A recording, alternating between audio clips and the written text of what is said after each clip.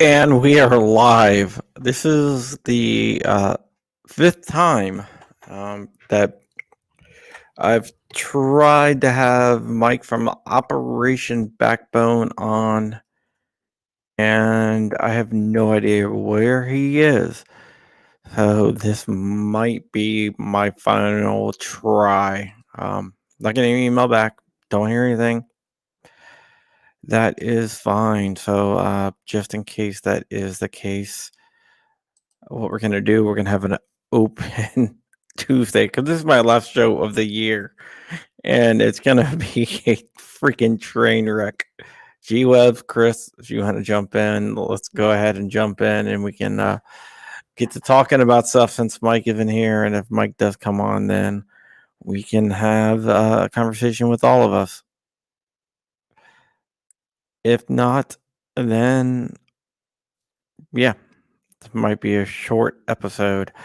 But before we get into that, let me just say my name is John Crump. I am the Virginia Director of Gun Owners of America. I am a firearms investigative journalist, and this is my YouTube show. It is called Fireside Chats, where we usually have a good chat. Um, yeah, it's live stream is 4 seconds faster on YouTube than on Facebook. Yeah, that's what usually happens. Uh, but Fireside Chats, where we talk to the difference makers in the world.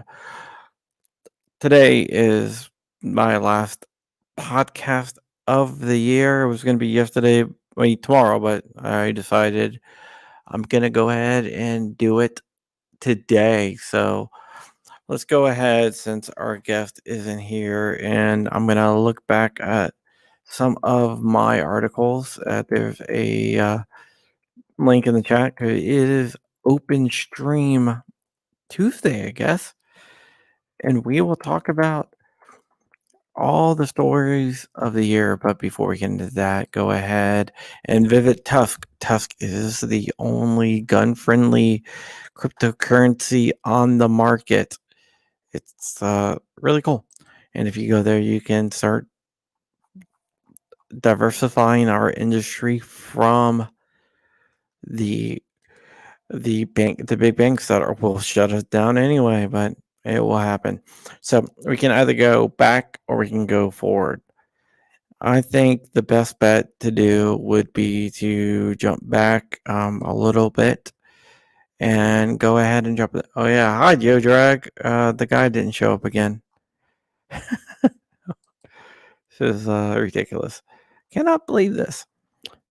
But at the beginning of the year, the world looked a lot different. There was no mask. People went out to eat, sat next to each other, went to movie theaters, went to sporting events, and just overall, I had a great time. And let's go back. I'm going back all the way back here because I should have planned for this a little bit better. So let's go forward here. Here we go. My first article of the year was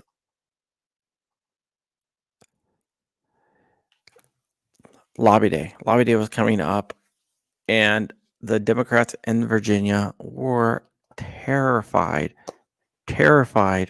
of the gun owning public. So what they did is they banned assault weapons ban. They banned an assault weapons bill. Not assault. I have no idea. I was just reading something else. Don't worry about that. There was some leaked information.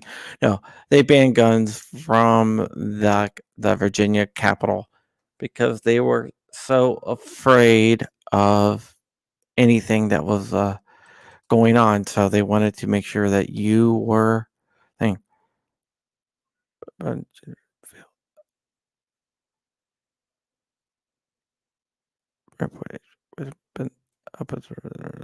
on.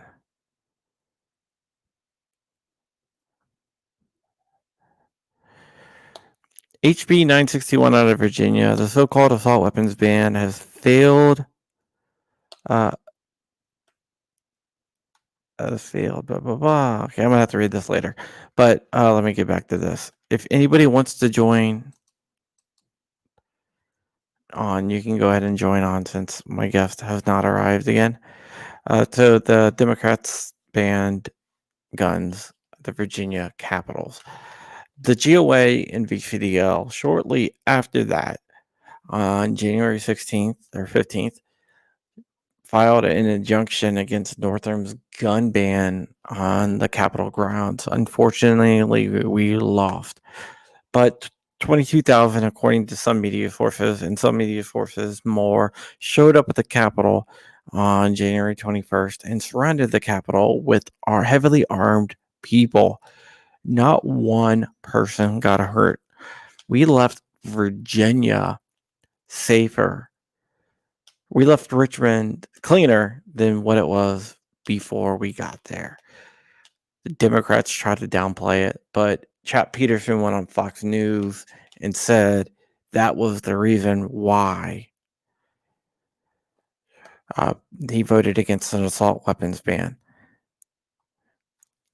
Then there was a delegate named Saccharin out of Fairfax who posted not delegate, he was an anti-gun activist in Virginia, and he posted a picture of a gun on his windshield. And this is still in January, and he claimed that it was the lobby day armed people that were threatening him. It turned out that was a lie. It was false. It was proven false. And then he retracted everything, went into hiding, and I haven't heard from him since. That moves us to February. In February, there was a woman who red flagged a cop. She red flagged a cop because the cop shot her son after he charged at him with a knife. So he said he had something in common with her. She said she had something in common with her, kid in common. So she was able to red flag him. So he got red flagged. A cop got red flagged for killing a guy that charged him at a knife. He got his guns back, and she was charged with perjury. But this story just goes to tell you how dangerous red flag laws are. Virginia Democrat also wanted to ban the manufacture repair of semi-automatic weapons. So if you had a semi-automatic weapon and you wanted it repaired, you would be guilty of a crime that failed. It was also the banning of firearms, which is kind of crazy. And you couldn't even sell your own gun. So they wanted all that in Virginia, but that failed. Luckily, we have we also defeated that. And to 2021, you'll need a lawyer, ballistics mechanic. Yep, awesome. Yeah. So then a little bit later on, in the middle of February, when the assault weapons ban failed in Virginia, I know we're doing Virginia heavy, but we'll get to other stuff. There was a misrepresented headline, a misleading headline that demonized gun owners in Virginia, and that was, and this is from the AP. That was Virginia lawmakers reject assault weapon ban after white supremacists said that it would spark a civil war. That was a total lie. It was total bullshit journalism, and yet they did it. But what do you expect from the AP, right? So that, by the way, I'm just winging this right now because my guests have no showed on me again. He's done. It's over. Done deal. All right. Then at the end of February, Gun Owners Foundation, which is part of Gun Owners of America, related to Gun Owners of America, gave Black Guns Matter a $25,000 grant to go and do God's work and push everything. So that was really good. And also in February, end of February, Fox News ran some articles pushing the anti-gun agenda. And back then I said, hey, it looks like Fox News is going to change. I don't think they're going to be on our side too much longer. And everyone kind of tore me up there by saying, hey, what you're hearing from Fox News is wrong. They're not going to change. They're staunch conservatives. And guess what happened a few months later, right? That happened. Then at the beginning of March, the Los Angeles DA's husband pulled a gun on Black Lives Matter protesters outside his house, which was kind of ridiculous, especially since he didn't get gun charges after he pulled a gun on protesters. I bet the McCloskeys would really, really like to speak to him because they didn't even point guns. This dude pointed a freaking handgun at the protesters and didn't get arrested. It was crazy, right? Then Gun Owners of America asked New York to red flag Chuck Schumer. Didn't work, but whatever. We tried. Then GOA also filed a lawsuit over the Michigan's public safety advisory. Basically, if you have a concealed carry permit, you should legally be allowed to get a handgun without going through a background check. But the ATF in Michigan and other places tried to do that. Yeah, I wonder how much the Constitution for a citizen to purchase. Yeah, it seems like a good maybe might be a good spot. Yeah, exactly. And around this time was the beginning of March. The Maryland man who was killed by police during a high risk warrant. There's a lot of information coming out about this and has come out about this. This is the Duncan Limp case. Whether he was in bed, because his family said he was in bed and he was shot in bed. His girlfriend was also shot. She said they were in bed. The police said that he confronted them with a gun. That kind of got really, really messy, and I'm not really sure exactly what happened. Then we move out to Bellingham, Washington, where the mayor wanted to have the power to ban guns. This was right when COVID started hitting, but things started getting crazy here. So that is what happened there. She lost, but it is what it is. And then we go to April 14th when GOA basically challenged the governor because he shut down a shooting range in Lynchburg. The governor tried to get the case moved to a federal court because he was afraid of the Virginia court. The federal court rejected him and went ahead and pushed it back to the court. I'm going to put the link out there. Anybody wants to join me, feel free. If not, that's fine. Then we have the ATF targeting small gun shops from beginning of April. This is when I started breaking my the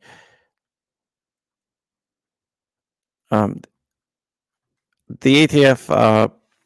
Before we get into that, at the end of April, the ATF requested Independence Day and GOA's FOIA because GOA was doing a lot of FOIA requests to ATF, and the ATF tried to say, not the ATF, FBI tried to say, COVID, we can't give you any of the FOIA information. GOA fought that and won on that case. The ATF targeted the small gun shops with misleading questions. I do not smoke, man. I got a cold. I don't. It's not COVID either. But no, I don't smoke. Then on end of April, a judge heard the GOA's case against the Virginia indoor gun ranges. GOA won, and then we get into something very interesting. Judge St. Benitez, knocked down the California ammo background check on April 25th. That didn't last too long. They basically put it back together put it back before the courts even closed for that day. So that brings us to May. So right now, if you can tell, that's what happened in May. COVID stuff started breaking out. It started getting really, really crazy. And Ryder 1661, join me. It's open stream Tuesday because my guest didn't show up. So I'm just winging this, hoping that he shows up. If he doesn't show up, that's fine, but whatever. It is what it is, man.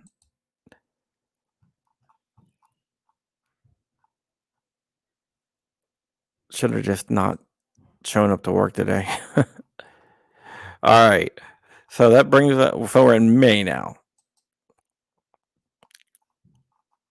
So in May, what stories did I break in May? I sued the governor in May. What's going on January 6th? There's some big protest. I live right outside DC, so it would be hard for me to get to.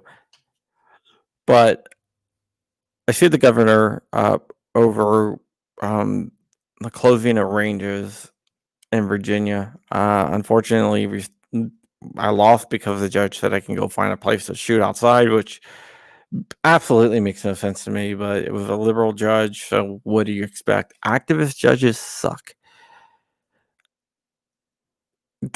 Also in May, DC Metropolitan Police Department issued an FFL to avoid a lawsuit. So basically, DC makes it very, very hard to get a FFL in DC. So to avoid a lawsuit, they became an FFL to do all transfers for DC, and to the point they are the only FFL to do transfers. I still think they're going to get sued, but whatever.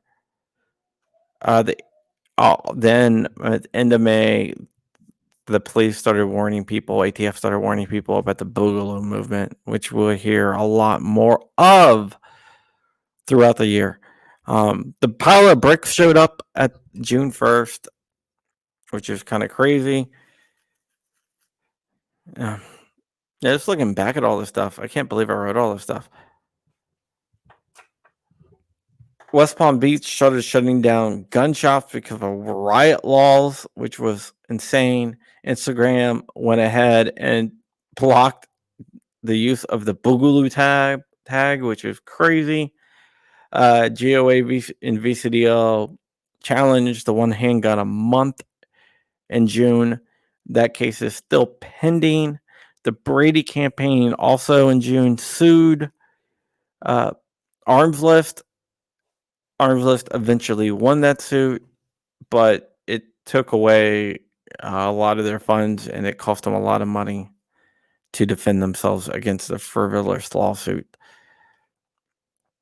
GOA and VCD also filed an injunction to halt background checks. That was a partial victory. If you're between the ages of 18 and 20 in Virginia, you do not have to go through a background check for a private sale of a handgun. If you're over 21, you still have to go through a background check, universal background checks. So it was a partial victory, but whatever. Then we get to July. July started out with a bang. The McCloskeys, the pink wearing khaki guy with the woman with the white striped shirt in St. Louis, defending their property against a mob of protesters, or they were being threatening towards a group of peaceful protesters, depending on what you think. Then we have Antifa shooting some people, but for some reason that didn't get coverage. Gorilla and Guns, if you want to join me, that dude didn't show up again. Go ahead and join me.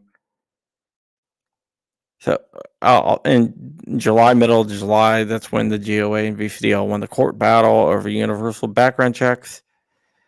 a Chicago sheriff decided to take it upon himself to reject training certificates for Guns for Everyone. Guns for Everyone is a program out in Colorado that offers free firearms training.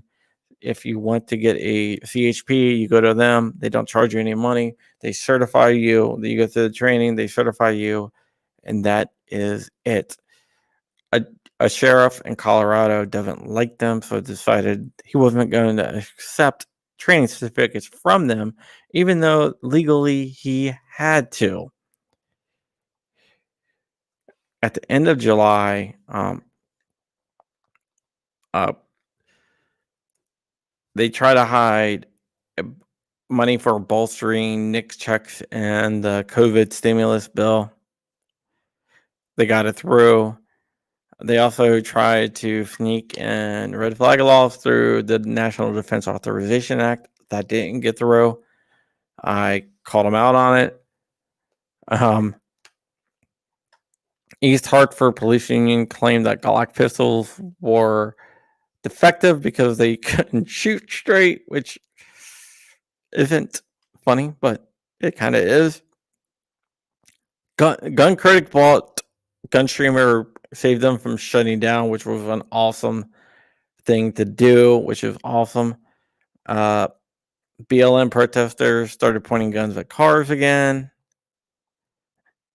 Nothing ever came of that. Ninth Circuit struck down the California's a ban on standard capacity magazines. That was in a 3-judge panel. The state appealed to get an en banc hearing. So now we're just waiting for the en banc hearing to happen. It's kind of interesting. Then at the end of August, we have 2 different things. I got kicked off Facebook, because I called out their interfering in the U.S. election and covering for Kamala Harris's gun control. So they banned me, of course. At the end of August, of course, we had the Kenosha kid, Kyle Rittenhouse, who shot and killed some people because they tried to attack him. He defended himself, and yet they jumped all over him. We also have rioters pointing guns at reporters in Kenosha, even though that it was peaceful, right? Then some Antifa scumbag at the very beginning of September stabbed a member of Patriot Prayer, Jay Danielson, and unfortunately, Jay passed away. The killer was found several days later, but then he killed himself, or police killed him. I can't remember which one. And this is September, so everything still started just going crazy with the riots and everything else. It was a police shootout that killed him. Sorry. New Frontier Armory also in September, middle of September, settled with New Jersey over magazine sales.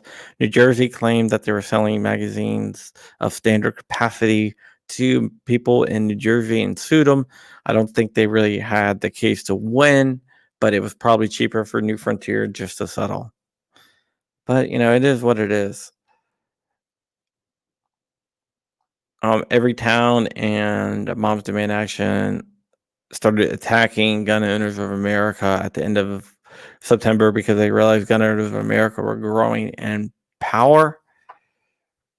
So they started attacking them. And they started attacking GOA candidates. I ended up getting attacked by them as well. There was a hit piece written about me in several different places. But, it is what it is. Then I wrote a story about Mike Bloomberg's history of racism, sexism, misogyny, and use of homophobic slurs. October 8th, I wrote about the ATF targeting the honey badger and gun voters before elections. I saw around the same time, I saw a really cool test by our friends over at Atlas Arms, the Dagny Dagger, which is a 9mm round that's capable of penetrating in level 3A plus body armor without violating the armor piercing round ban. Minuteman Arms also got attacked. Minuteman Arms is a small gun shop in Western Loudoun County in Virginia. They posted $950. The election is just around the corner with a picture of a AR pistol. A couple anti-gun people decided that was a threat of physical harm and filed a police report over it. Nothing came. Then I had some more ATF leaks that showed multiple companies targeted over the pistol brace and the history of ATF hostility. I released all those. Then I released some documents showing that they were going to go after pistol braces based on weight. Yeah, everyone called that fake news, and look what happened there, right?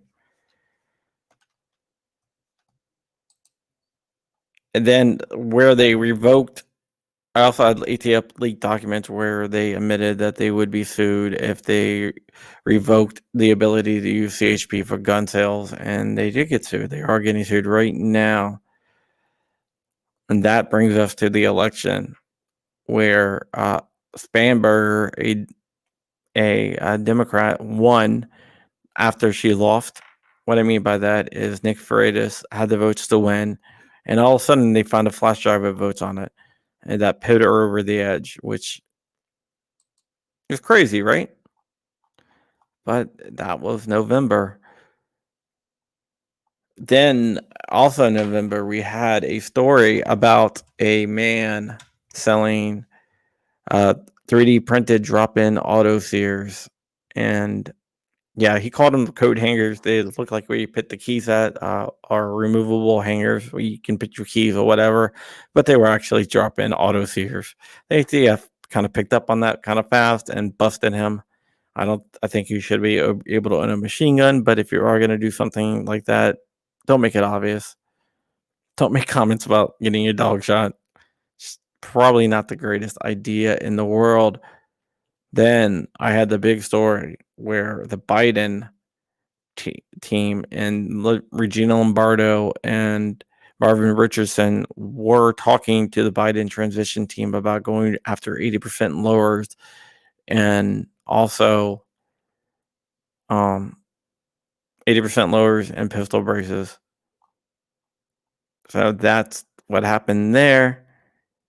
Then the ATF issued conflicting documents on the legality of pistol braces. That was the big story that got me into a little bit of hot water with everyone, but whatever. Brady United then filed we're in December now. They filed a lawsuit against Ghost Gunner Inc. and 12 others because somebody used the Ghost Gunner and milled out a 80% lower receiver.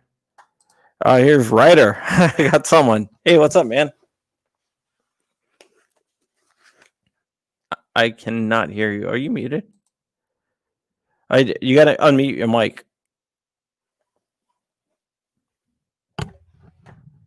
There's a little button they can unmute. Hey, can you hear me? I can hear you now. Yeah, I was just trying to kill time because this guy keeps on writing back, dude. Get this. This guy keeps on writing back to me and asking me, hey, I'm sorry, I missed it. Let's do this again. And, this is like the 5th time. So he's done. I mean, and the thing is, I wasn't the guy who reached out to this guy, but he reached out to us. So let me ask you this question, Ryder. All right. Would you have him on again, or would you say this is the 5th time? I actually just joined, so I apologize. I didn't see the guy that was on before. Oh, Operation Backbone guy. This guy who was Operation Backbone, and he was supposed to be on the show. This is the 5th time that he's no-showed on us. And every time he writes, he apologizes, he has an excuse, and asks to come on the show. Or he shows up at like a random freaking time after the show's over. I just noticed that he's in the room, and he's like, I was here. It's like you're here like 2 hours after the show ended. So would you have him back on, or would you just cut him loose if he asks to come on? Maybe cut him loose unless he really wants to come back. Yeah, I don't, even if he does, I'm not going to take the chance because I end up with a show like this. So, out of 2020, what was your biggest takeaway? What was my biggest what?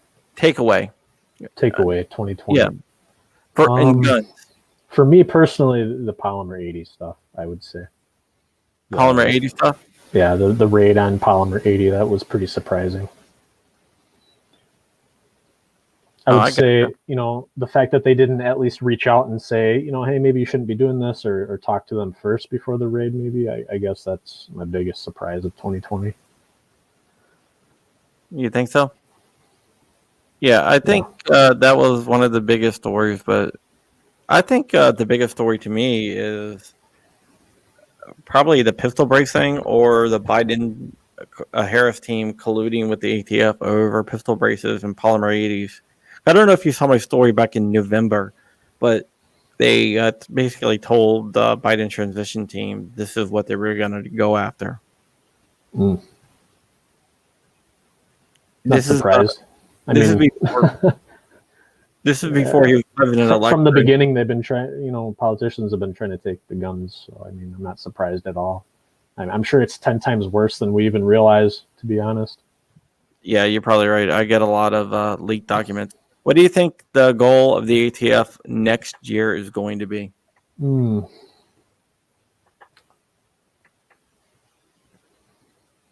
Well, I think they're just going to keep chipping away slowly. I think that in my opinion, they're probably going to, push us as far as they can without us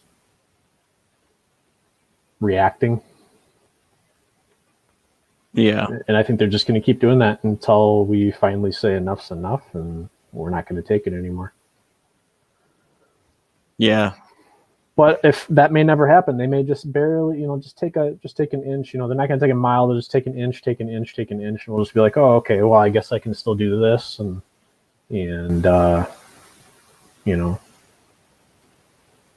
we're too complacent. I guess that's the way I look at it. Yeah, that is quite right. And why won't my world slow down here? No, I just got more leaks, and I was planning on not writing anything for the rest of the year. I don't know if I'm going to write anything or not. Well, there's only about a week and a half left of the year, so take a little break. It's been pretty wild. Yeah, I might just tweet something out about this. It's basically the assault weapons ban in Virginia fails the judiciary, so it doesn't look like it's coming back. I'm just trying to verify that. Did you see Lynn Wood's interview he did with Crossroads? No, I didn't. What do you think of that guy? Well, I think he's a little bit of a sensationalist at times. He definitely can be a sensationalist, but I like him. I like his opinions, and I think we need more people that are just willing to come out and do interviews and really tell people how it is and support Trump. I mean, Trump needs to know people are behind him. And what do you think about the guy about him saying that you should write in Trump in Georgia? Wait, about him saying, sorry, what? Linwood told people they should write in Trump in the Georgia Senate elections. Oh, yeah, like hack the system. Yeah, but write in Trump to get him elected to the Senate, which I don't. That would be there, so it wouldn't interesting. Yeah, I mean, it's possible, right? I don't know. I wouldn't do that, but I think it's kind of a funny idea. Yeah, but he couldn't actually win. It would be like a sign of protest over the election. I think that would be kind of not Well, very. what if he did win? What if he won? What if He enough couldn't people win. wrote He him doesn't in? have residency in Georgia. Yeah, you're right. Yeah, true.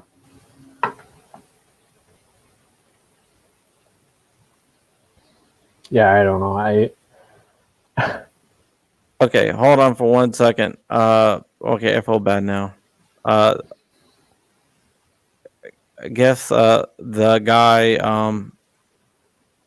he had a surgical emergency. That's supposed to be on. But let's bring on Kurt. Kurt is actually running for governor of Virginia. Where are you located at, Ryder? Wisconsin. Wisconsin, the cheese state. Mm-hmm. Near Very, Kenosha? very divided state. No. No, not anywhere near Kenosha. Eastern Wisconsin. Yeah. Yeah, I have a lot of family in Wisconsin. Really? Yeah, near Madison. Oh, okay. Yeah, I don't live near Madison. I'm in northeastern. I got family in northern, central, and that's about it.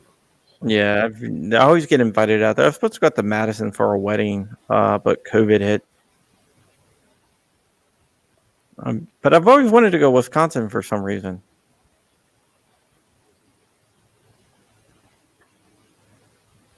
But it just never worked out, man. It's a very friendly state. I've been to states near there. I'm from the East Coast. I'm from like the DC area.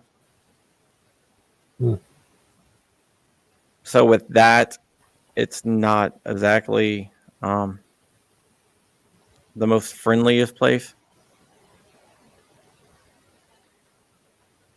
I don't know if you've ever been to DC. So what do you think? What do you think's friendly about Wisconsin? Just the people? Like you think they're friendly? People. Have you ever been to DC? That's all I gotta No, say. I haven't. Yeah, I'd like to go there. I'd like to go see the Capitol and stuff like that. But I was thinking about going on the 6th, but it just isn't going to work out for me, unfortunately. Are you going on the 6th? Are you going to? What's going on the 6th? Well, I guess Trump tweeted out a couple days ago that things are going to get wild, and he's encouraged people to show up, and so everybody just kind of took it and ran with it. So we got all these different groups saying, "Oh, we should all be there on the 6th," and so I think Lynn Wood even tweeted out, "Well, let's get 10,000 patriots to show up on the 6th," and I don't know, just to support the people that are gonna contest the election, I guess. Do you think that's gonna work? Probably not. Yeah. From my understanding, they need someone from the House and the Senate to support contesting a state, and then it goes to a debate, and then from my understanding, the House has to 50% of the House has to vote for it, and 50% of the Senate. Well, we have the Senate, but we don't have the House. And even if they did vote, probably not more than half would vote in the Senate, would be my guess. So. Yeah. I don't think that they would. I just don't think that they would actually vote for it. But even if we got like 400,000 patriots to show up, that's a lot of people, right? Oh yeah. I mean that is a lot of people. But yeah, it's just I mean, it would be amazing if we got that, but I just don't see that happening. And we are joined by the maybe the future governor of Virginia, Kurt Santini. How you doing? Good chance of that. Sorry about Mike. In his line of work, when he has to do right by the soldier. Yeah. This is like the 5th time you've tried to have him on. That's okay. Yeah. So,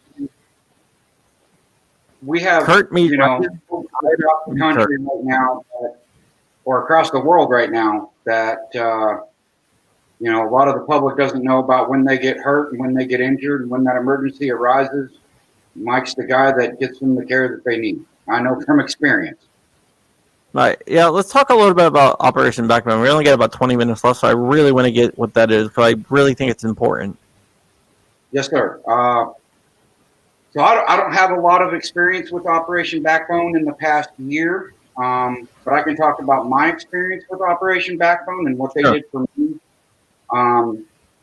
They're an advanced medical pipeline that gets injured special operations soldiers like myself and veterans, on top of soldiers that, first responders, all the special alphabet numbers, to specialty doctors all across the world.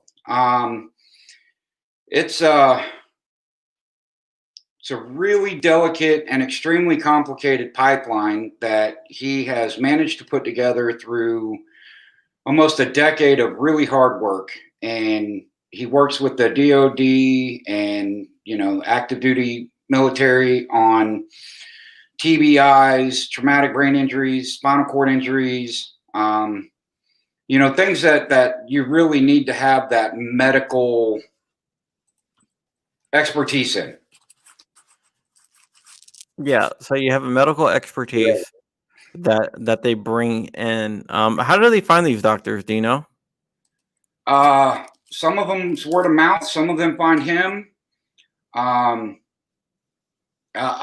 don't know outside of that what his process is. Again, I'm not affiliated with Operation Backbone. I'm just a patient that went through their pipeline and received the great care that literally took me from laying down 24/7, not being able to be on my feet, to now I'm running for governor. How did you find out about Operation Backbone? So I went through a process for years where I was constantly contacting my congressmen, my senators, my governors, trying to get help for the situation that I was in. And one of the secretaries that worked for a congressman had met Mike at a nonprofit event, and her husband is also a veteran as well. So she had a really big heart to making sure veterans were taken care of.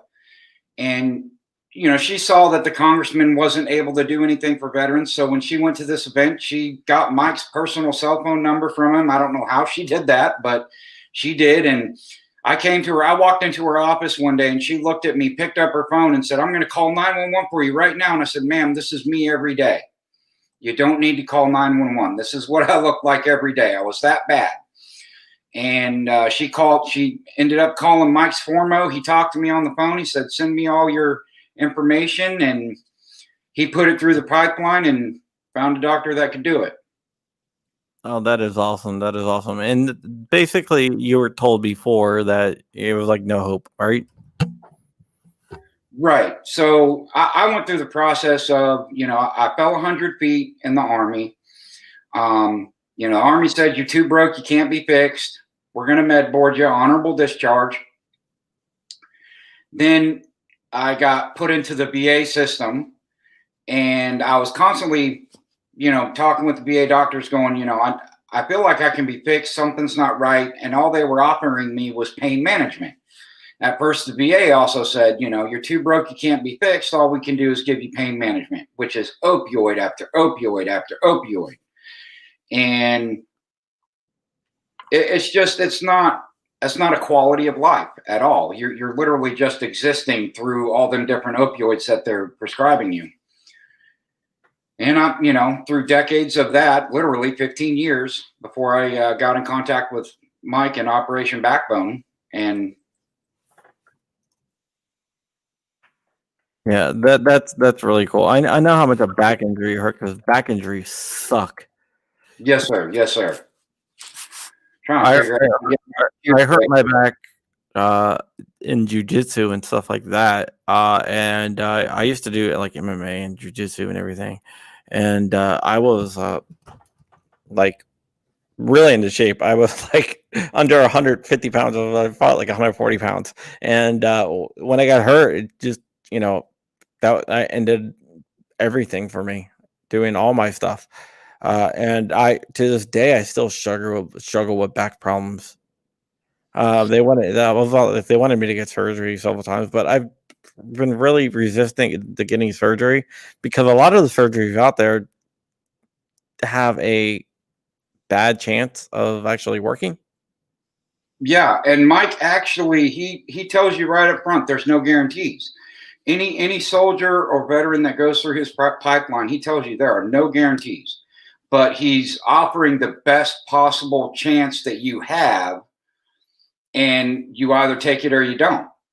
Um, and I happen to be one of the miracle stories that come through. I've met other people, active duty personnel that have gone through the pipeline, and I've seen their miracle, too. I got a guy that I keep in contact with that I met through Backbone, and he's currently scuba diving, sending me pictures, about his scuba diving adventures that, 3 years ago, there was no way he was able to do. I miss scuba diving. I used to dive a lot. Yep. Yeah, I used to dive a lot, and I just totally miss it. But yeah, back injuries can change your life. I don't think a lot of people realize how much it can change your life. It can Yes, sir. affect your health in other ways too.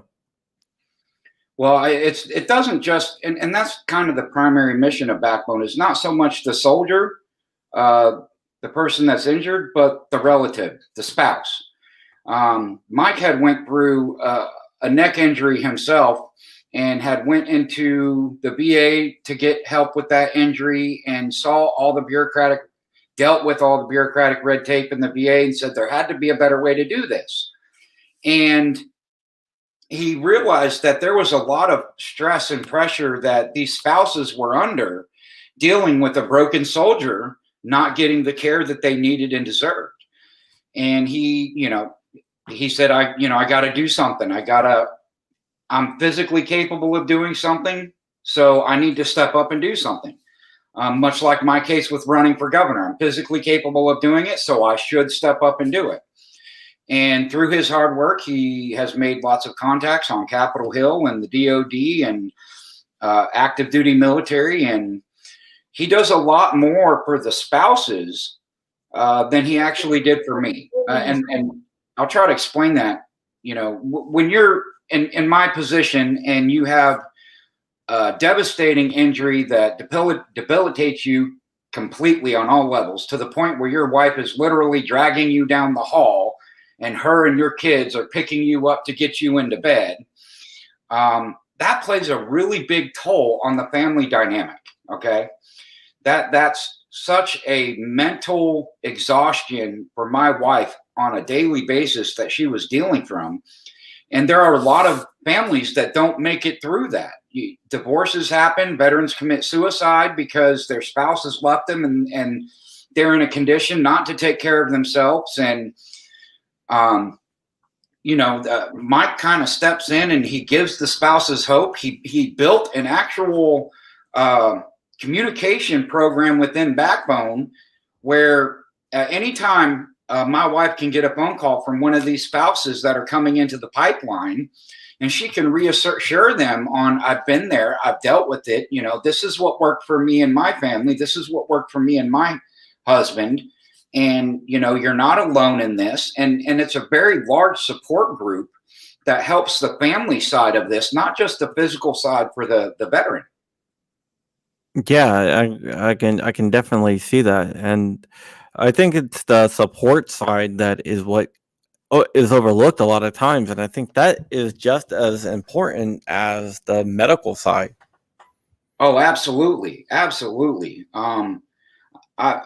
This is tough for me to say, but I can remember many nights my wife crying herself to sleep, and, there's nothing that I could do about it. And I know it's just the burden that she felt with, I love this man so much, but what it's doing to me mentally and physically, because anytime you're in that kind of situation as a spouse and you're dealing with somebody with a debilitating issue like I had, or any other of these veterans have, it really weighs down on the soul. And I mean, that hurt me a lot because I wasn't able to do anything about it. And before I even had my surgery, my wife was in that pipeline. My wife was speaking to other wives, to other veterans, and I could see a huge change in her. That big sigh of relief kind of come over her and go, there is a solution, there is a way through this, and I'm not alone in this. And that, just knowing that she wasn't alone in that, I think really did her a lot of good. Yeah, we got to take care of our veterans. That's one of the things that we have to do. I remember I was rehabbing my back one time. That one of my injuries after injury, because once you injure your back, it's game over. I mean, you're gonna live with that. So one of the times where I had some dislocated stuff in my back, and I had to. I have a degenerative arthritis in my spine because of my fighting, but Yeah, we traveling 100 feet and having your spine compressed yeah, and getting pars fractures all over your back and nobody being able to do anything about it. yeah. That's Mike steps up and he does a lot. So, I'd like to tell the people before we get off, if you can support Operation Backbone, it's operationbackbone.org, Within the description. operationbackbone.com, one of the two. That this is a really big program that does a whole lot of good for our veterans, and I'm living proof of that. And you can email me at Santini, Kurt at Santini4BA.com, and talk to me about it. I'm more than happy to talk to anybody at any time about what Operation Backbone does, because they're underlooked because they work with special operations soldiers. You can't put those soldiers' faces on a chat like this and broadcast to the people what you're doing, and because a lot of those soldiers are going back to the front line.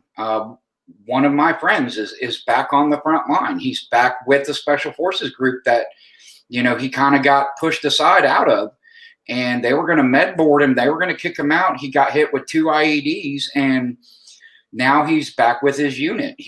And those are the warriors we want back on the front line. They're willing to put their life on the line. So for anybody watching, if you can support Operation Backbone, the soldiers would be grateful. And the wives and spouses of these soldiers, you're keeping families together, would be really grateful, and I would appreciate that. Yeah, it's a great freaking program here. It's very good. I'm gonna donate some money to it to myself. I do. Me. No, I'm gonna donate a lot of money myself. To it. Thank you.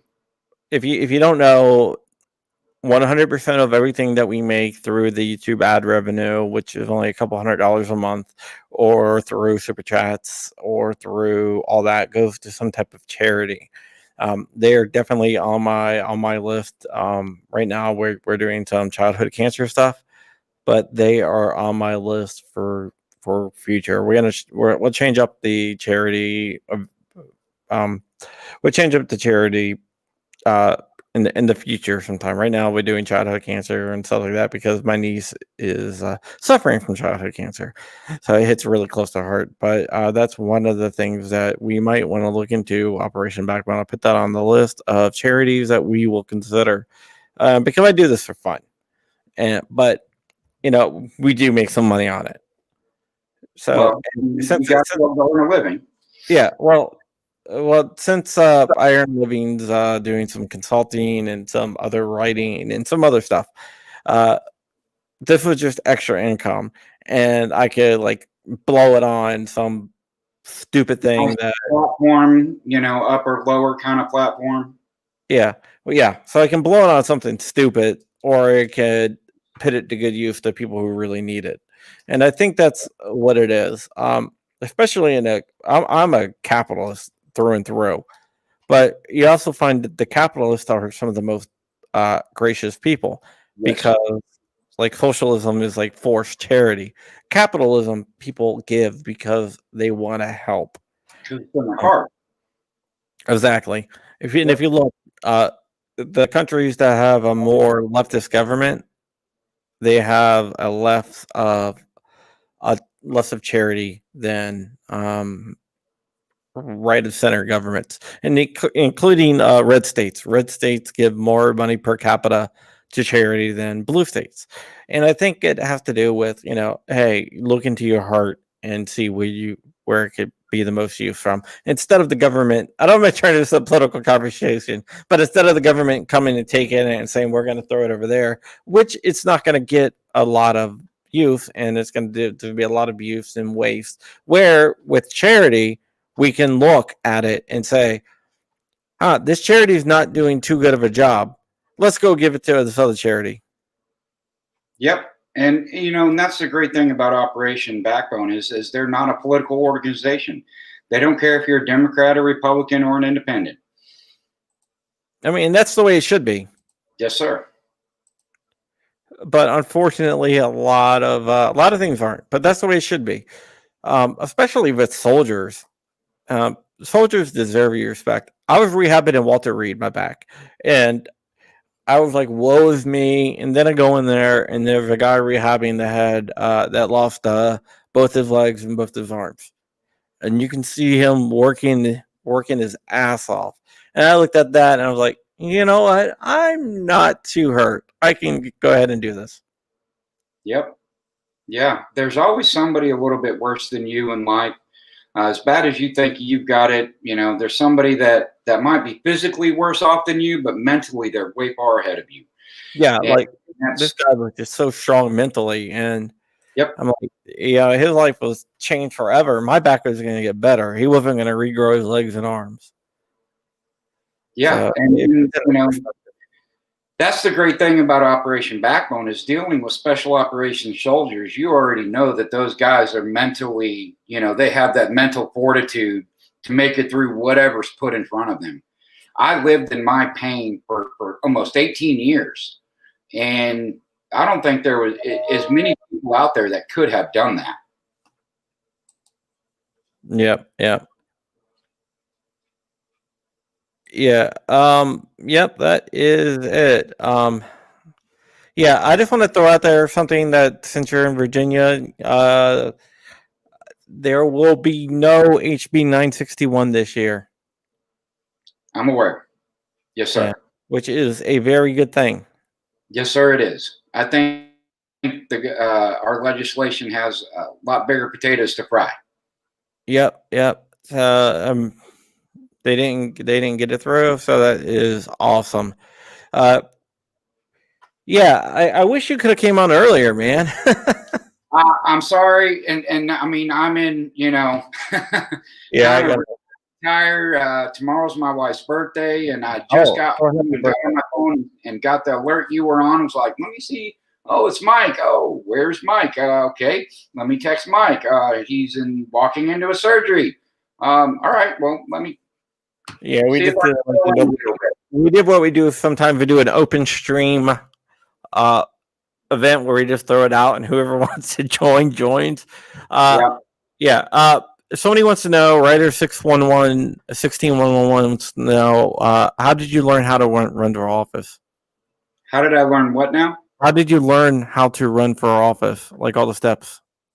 I went on to the government website for Virginia, and I read through every article that they had listed on campaign laws, campaign finance laws, campaign filing laws, and followed the directions. Awesome. All right. Well, I'm going to give you the final word. We got to get out of here. I got a Boy Scout thing. And so, John Crump, you're doing a great job. I appreciate everything you do. I'm watching your videos all the time. To the listeners out there, if you can donate to Operation Backbone, look them up, reach out to them. They're helping our special operations frontline soldiers and families. You want to support Kurt Santini for Governor of Virginia, you can reach out to me at santini4va.com. And if you just want to donate to John, he's going to get it to a good charity. He's got a big heart. And John, thank you for doing what you're doing. I appreciate it. Well, thank you and good luck. And I want to definitely have you back on after the first of the year. I might do a show tomorrow, depending on if I can get a guest or not. Might need to be before January 20th because I don't know what's going to happen on Mobby Day if I'm going to get arrested or not. I might be right next to you. Interesting thing is, they wanted all the names of people that might be there for a gun event. Because they said, "Oh, we have to redo it, so you're allowed to have 10 people, and we want the names." I'm one of the 10 people on there to a lobby, so we'll see how that goes. Yes, sir. Yeah, but I might get arrested right next with you. Just let me know, man. Maybe we can become cellies, as I think they call it in jail. I have no idea. I've never been to jail. Never will. Yes, sir. Think I did an overnighter once, many years ago in my youth, but nothing serious, nothing major. Who hasn't, right? Well, I haven't, but all right. Check out Crumpy.com for all my links and everything else. The audio only podcasts are up. Flying Rich is up right there. BlackPhoneTactical.com is my t-shirt shop. Use code Crumpy for 10% off. All funds for that goes to Bella as well. That's my niece. And check out Tusk at tusk.network. And also, in case this is the last show of the year, we have a new sponsor that's going to be coming on. And I'll be talking a lot about them. Really good company. And yeah, and Chris Ramos says you have his vote in Hampton. All right, well, we got to get out of here. That is it for today. Maybe I'll see you tomorrow. Maybe I won't. Today's ugly Christmas shirt, because it is ugly Christmas shirt. Ugly Christmas shirt. It's my ugly Christmas sweater with guns, AKs, and everything else. All right, I will see you guys later, and have a good night.